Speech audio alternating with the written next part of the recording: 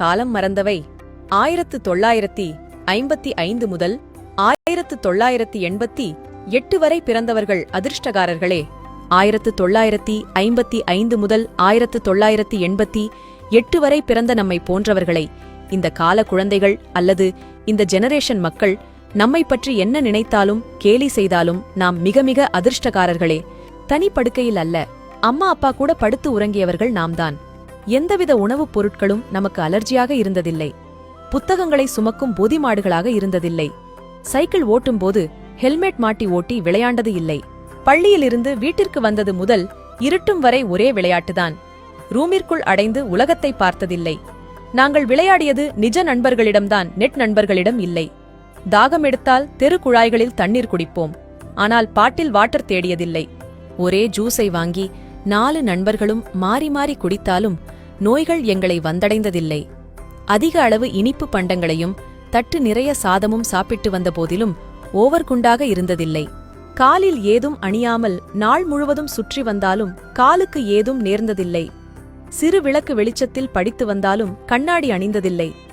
உடல் வலிமை பெற ஊட்டசத்து பானங்கள் அருந்தியதில்லை. மிஞ்சிய சாதத்தில் ஊற்றி வைத்த நீரைச் சாப்பிட்டே உடல் வலிமை பெற்றவர்கள். எங்களுக்கு வேண்டிய விளையாட்டுப் பொருட்களை நாங்களே உருவாக்கி விளையாடி மகிழ்வோம். எங்கள் பெற்றோர்கள் பணவசதி மிக்க லட்சாதிபதிகள் அல்ல. ஆனாலும் அவர்கள் பணம் பணம் என்று அதன் பின்னால் ஓடியவர்கள் அல்லர். அவர்கள் தேடியதும் கொடுத்ததும் அன்பை மட்டுமே, பொருட்களை அல்ல.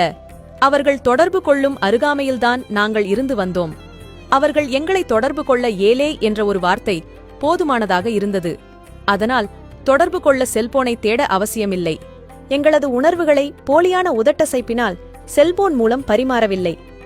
உள்ளத்தில் இருந்து வரும் உண்மைகளை எழுத்தில் கொட்டி கடிதமாக எழுதி தெரிவித்து வந்தோம். அதனால் சொன்ன சொல்லில் இருந்து என்றும் மாறியதில்லை. எங்களிடம் cellphone, DVD, PlayStation, Xbox, video game, personal computer, internet, chat போன்றவைகள் இல்லை. ஆனால் நிறைய நிஜமான நண்பர்கள் இருந்தனர்.